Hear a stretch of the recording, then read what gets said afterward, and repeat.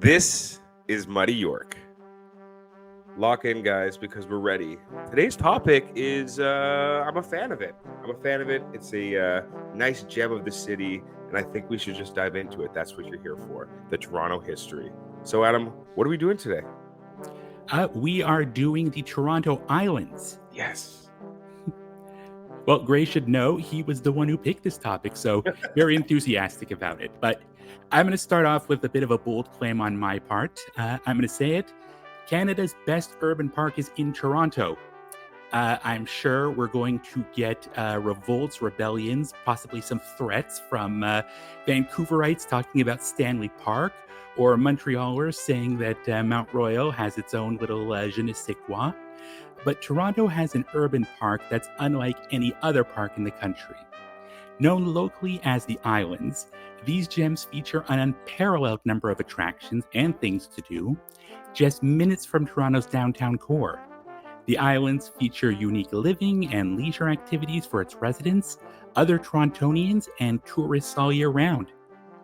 Now, before we get into the nitty-gritty, you have to understand that these islands are like Toronto's moat.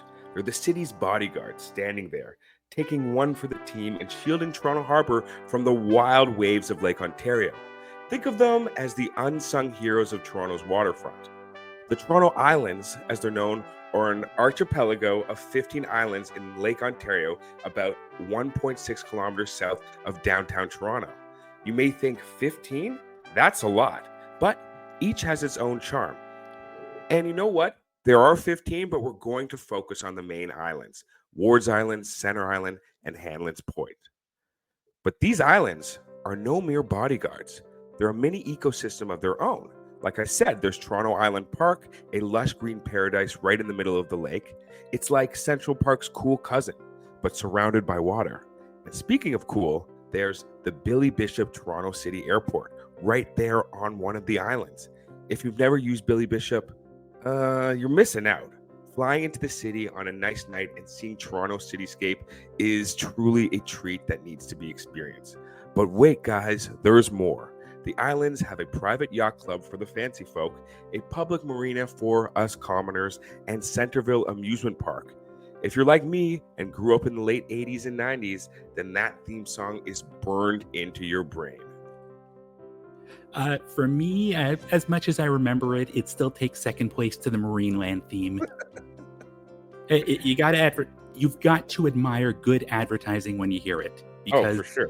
That's the theme song that immediately comes to my mind, but Centerville too. Now, some people may find this surprising, but the Toronto Islands are also home to thousands of full-time residents. Yes, people live there, and they've turned it into this cozy, tight-knit island community. But here's the plot twist. It's the largest urban car-free community in North America. That's right, folks. No cars allowed, though you do see a tremendous number of golf carts. You have to take a ferry to go from the mainland to your home. These ferries run year-round because who cares about frostbite when you're going to an island, right? If taking a ferry doesn't work for you, you can take a water taxi from May to September. When it's time to soak up some vitamin D, you've got options. The main beach on Center Island is where the masses go, but if you're feeling a bit adventurous, head over to Hanlon's Point on the west shore of Center Island. It's clothing optional, which makes it bear-it-all kind of place. Now, if you're more of a picnic and chill kind of person, there's plenty of green space for you to lay down that picnic blanket. Playgrounds, water play areas, and picturesque gardens are scattered throughout the islands, so there's something for everyone. And don't think the fun stops when winter rolls back around. When those lagoons freeze over, you'll find people lacing up their skates and gliding across the ice, truly getting the most out of their island experience. Before we dive into the island's recorded history, it's important to acknowledge that long before the city of Toronto claimed the islands, these lands belonged to the Indigenous peoples, including the Mississaugas of the Credit. For centuries, the Mississaugas used the islands for ceremonial gatherings and healing. To the Indigenous peoples of the region, these sacred islands were given the name of menacing, meaning on the islands. Although these islands were used by Indigenous peoples, the British had other ideas. According to them, Treaty 13, also known as the Toronto Purchase of 1787 and 1805, which we will do an episode on, supposedly included these islands. Rightfully, the Mississaugas weren't too thrilled about it. They claimed the islands weren't part of the deal, and to top it off, the government gave them an insulting compensation which included 2,000 rifle flints, 24 brass kettles, 120 mirrors, 24 laced hats, and 96 gallons of rum, valued at £1,700 for the sale of the Toronto Islands. In 1986, the Mississaugas initiated a land claim settlement process, asserting that the islands had been omitted from the original agreement and that the compensation provided was insufficient. After a prolonged legal battle, in 2010, a settlement was reached. The Government of Canada paid $145 million in cash. In return, the Mississaugas gave up their claim to the islands. In 1792, Lieutenant Joseph Bouchette of the British Royal Navy conducted a survey of the peninsula and the surrounding sandbars, which now collectively constitute the Toronto Islands. You'll notice that it's still called a peninsula because at this time the islands were still connected to the mainland. A historical account from D.W. Smith's Gazetteer, or Gazetteer? Guess that's probably it, in 1813, described the Long Beach or peninsula as a place offering a delightful ride and renowned for its health benefits, with indigenous communities residing between the peninsula's base and the Don River. The peninsula itself comprised numerous sand spits and ponds and was known to European settlers as the island of Hiawatha. The British, knowing the value of the peninsula, and in their quest to make everything official, built the first structures on the islands in the late 1790s.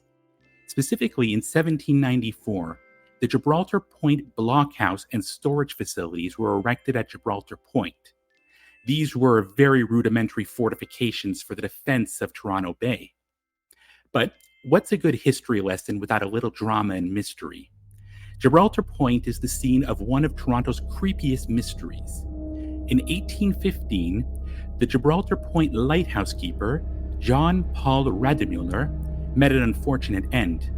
No one really knows what happened. Soldiers from Fort York are rumored to be involved, and it's a mystery that's never been fully solved. The Gibraltar Point Lighthouse began its guiding role for vessels and faithfully served this purpose for over a century and a half. The challenges of accessing the peninsula by land because of the difficulties of constructing bridges over the Don River led early inhabitants of York to affectionately dub it the island, long before it physically earned this moniker.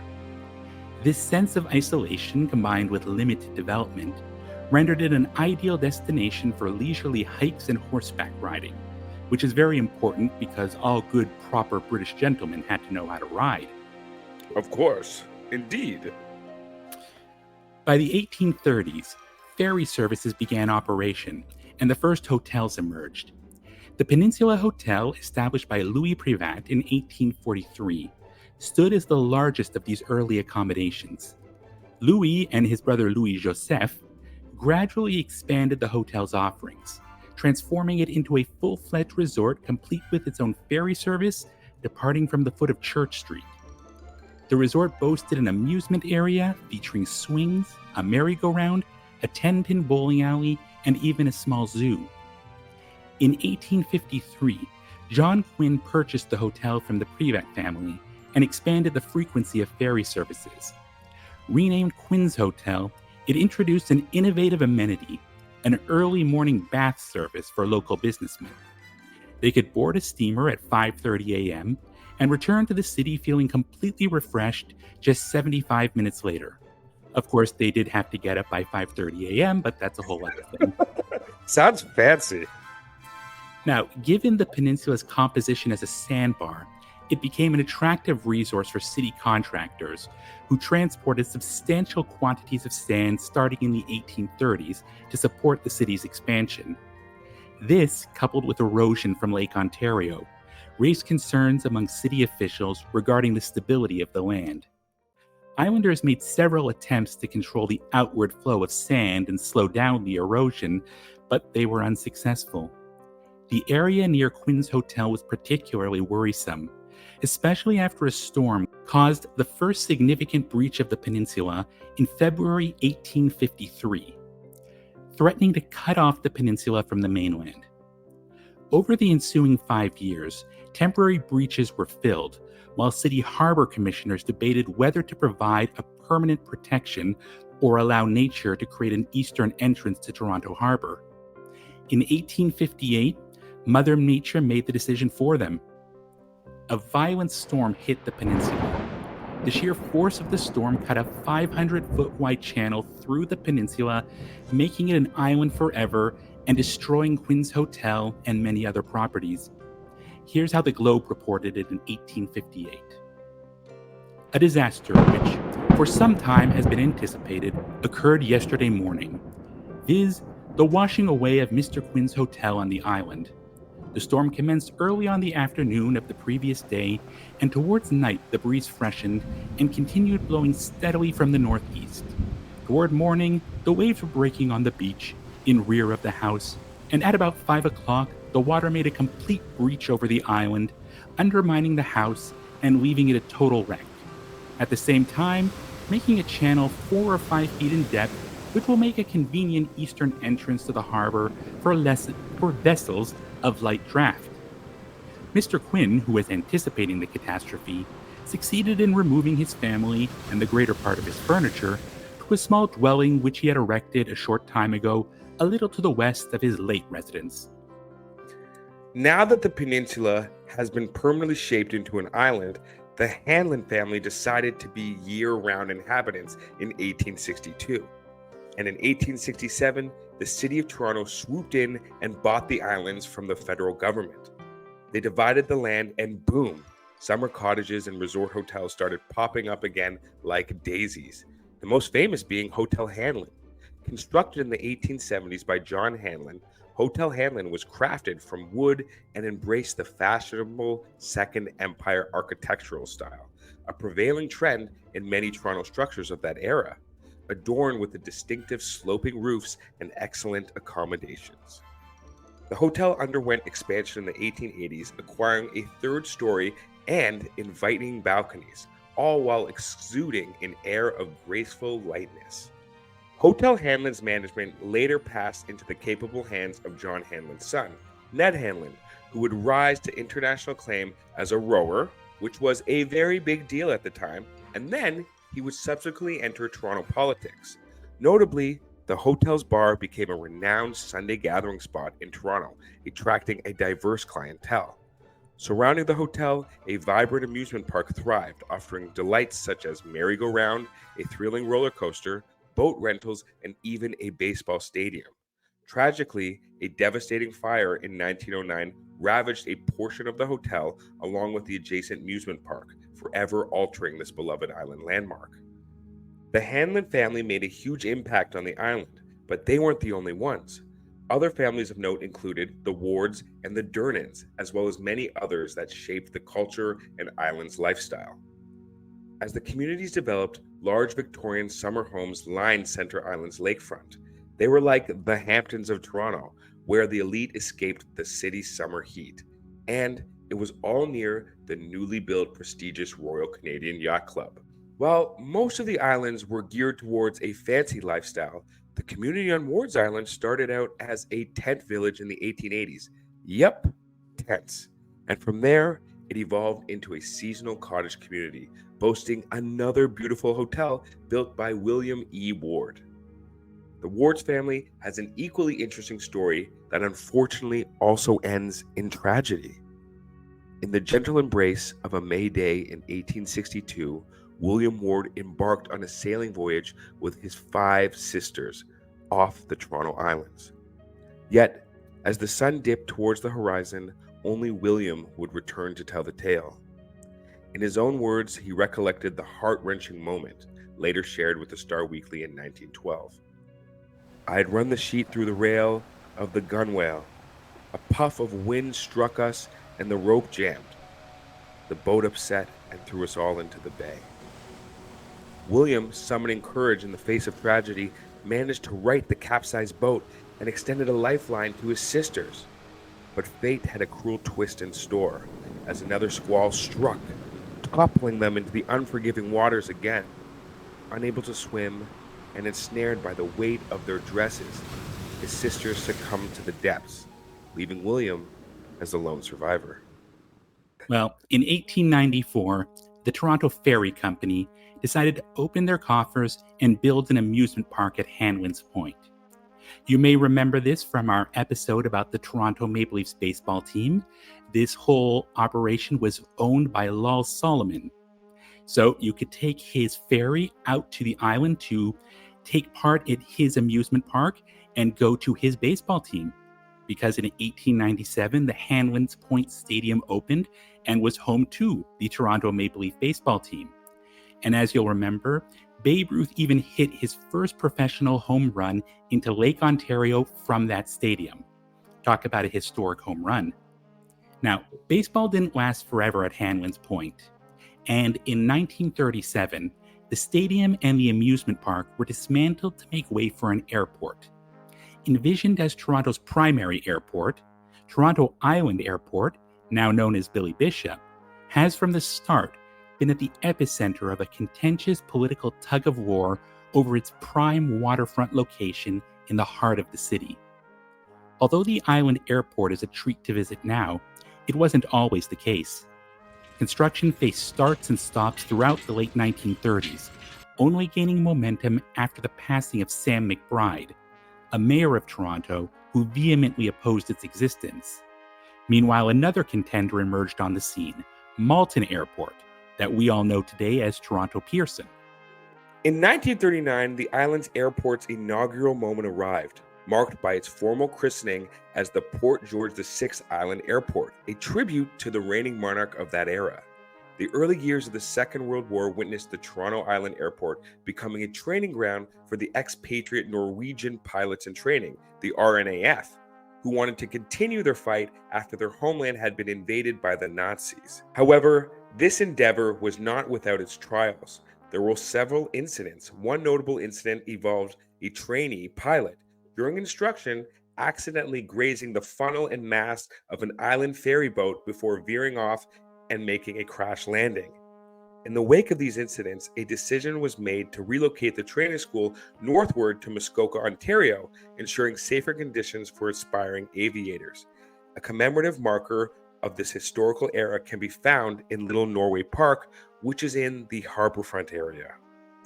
This shift relegated the island airport primarily to the realm of general civil aviation, where it struggled to stay afloat financially. Throughout the 1940s and 50s, various political leaders floated the idea of expanding the airport to accommodate scheduled passenger airlines, aiming to stave off mounting deficits. A comprehensive runway and facility expansion was executed in 1962, financed by the sale of Malton Airport to the Government of Canada. Despite these efforts, the island airport failed to blossom into a passenger airline hub, leading to questions about its purpose. By 1968, an audacious proposal emerged, envisioning the airport's transformation into a sprawling housing development dubbed Harbor City. The island airport once boasted over 200,000 annual flights, a number that Adam and I had to go back and check and look up because we found that quite surprising. And this was in its heyday. Obviously, at the time, it gradually declined, even as several regional airlines continued to operate from its facilities since the 1970s. Operating deficits persisted, compelling the Toronto Harbour Commission, the airport's operator, to part with the land to offset ongoing losses. By the 1990s, the airport's very existence was once again in jeopardy. In the year 2000, the Government of Canada embarked on a sweeping reorganization of port operations, birthing the Toronto Port Authority. The TPA was charged with ensuring self-sufficiency and bolstering business practices, setting its sights on revitalizing the airport to eradicate its financial shortfalls. This resurgence rekindled a long-standing feud between Toronto's political echelon, who sought the airport's closure, and the business community fervently supporting its expansion. In 2003, the TPA approved commercial airline partner Porter Airlines to fly short-haul national and international flights. In 2023, both Porter Airlines and Air Canada operate out of the airport. It's 1947, post-World War II Toronto, and City Council has a light bulb moment. The City of Toronto is facing a major housing shortage, and Council's temporary fix was to allow the islands to build residential housing. But as you'll soon see, plans rarely stick to the script, especially not in the world of Toronto bureaucracy. Now, firstly, in the early 50s, management of the islands was passed to the Metropolitan City Council, better known as Metro. Now, people of a certain age or older will remember Metro and all the fights over jurisdiction, but for everyone else, this was an upper tier of municipal government in Ontario, and it lasted from 1953 to 1998. If you wait long enough, I'm sure we'll do an episode about it. Now, by now, the Toronto Island residential community is in full swing, stretching from Ward's Island to Hanlon's Point. It's a bustling paradise complete with 630 cottages, homes, and a cornucopia of amenities. Think movie theaters, bowling alleys, stores, hotels, and dance halls, all the ingredients for a good time. But as fate would have it, the Metro Council had other ideas. In 1953, they decided it was time to bid farewell to this vibrant community and replace it with some good old public parkland. Why? Well, apparently, the Gardiner Expressway had eaten up a chunk of recreational land along the Toronto waterfront, and the islands were the perfect replacement. So in 1955, Metro embarked on a demolition spree. Homes and cottages met their fate, especially if their leases had expired or if leaseholders just decided to stop fighting. By 1963, most islanders willing to make a run for it had already packed their bags and left. The stubborn few who remained weren't about to let the city bulldoze their homes without a fight. It was time for a showdown. Now, in 1969, the Toronto Islands Residents Association was born. By 1970, around 250 homes on Ward's and Algonquin Islands managed to dodge the wrecking ball, and throughout the decade, Metro Council's grand plans kept hitting speed bumps. In 1973, Toronto City Council gave a resounding 17-2 vote to save the community. However, Metro refused to adhere to this vote and continued their efforts to dismantle the community. Incidentally, these kinds of fights between Toronto and Metro just kept happening all during this time. In 1980, the most epic showdown unfolded. A sheriff, armed with eviction notices, faced a crowd of islanders at the Algonquin Island Bridge. And guess what? The islanders convinced him to stand down. A win for the small guys. But as life often goes, the islanders eventually lost their legal battle when the Supreme Court ruled that the city had the right to evict them. This should have been the end for the island community, but the province of Ontario rode to the rescue in 1981 and passed a law allowing the islanders to stay until 2005. In the midst of all of this wrangling, Premier Bob Rae played superhero in 1993 and got the Toronto Islands Residential Community Stewardship Act passed. It's quite a title. This legislation was like the golden ticket for islanders, granting them continued ownership of their houses and a 99-year lease on the land. They even set up a land trust to handle property transfers and sales. There are currently 262 residential properties still standing on Ward's Island and Algonquin Island. The deed to a house can only be transferred to the current owner's child or spouse. And if the house has to be sold for personal reasons, it's all handled by the Toronto Islands Residential Community Trust Corporation. The house and land lease are sold for the owner's benefit, but the buyer must be an individual from a 500-person waiting list that's established through a lottery. The island's history is filled with ups and downs, as you can tell, but also a lot of fun. One of the most fun and enchanting places on the islands is Centerville. And as we mentioned before, Centerville was a core memory for many of our childhoods. We're going to the island. We're going to Centerville. Centerville just didn't appear out of the thin air. It was part of a master plan to shift the Toronto Island's land usage from cottage residence to a hub of recreational delight. Picture this. the park rose from the ashes of the old Sunnyside Amusement Park, which took its final bow in 1955, and Hanlon's Point Amusement Park, which said its goodbyes in the 1930s to make way for the island airport. Now, the grand opening took place in 1967 under the expert guidance of Bill Beasley Sr., a name that carries weight in this realm. Back then, the park sported 7 rides, and like any good story, it expanded over the years, adding a ride or two each summer. Its buildings, however, boast a charming 1900s turn-of-the-century village theme, an ode to the days gone by. Right at the heart of the park stands an 1870s cast iron planter, originally gracing the front of St. Lawrence Market. Remember St. Lawrence Market? One of our previous episodes. And now, it's the centerpiece of the park. A little touch of history, you see. In 2013, Centerville extended its warm embrace to Far Enough Farm, saving it from potential closure, and the city extended its lease until present time, ensuring that the island's magic would continue. Now, as we've said before, every tale has its twists, and Centerville's no different. In 2017, the park had to sit out May due to some unruly flooding on the Toronto Islands. And, as if that wasn't enough, the animals at Centerville's Far Enough Farm had to temporarily bid adieu to the islands until late June. But the show must go on, and Centerville reopened on July 31st, 2017. Although Far Enough Farm remained closed until 2018 due to flood damage. Now let's talk dollar and cents. The flood brought with it a mighty price tag.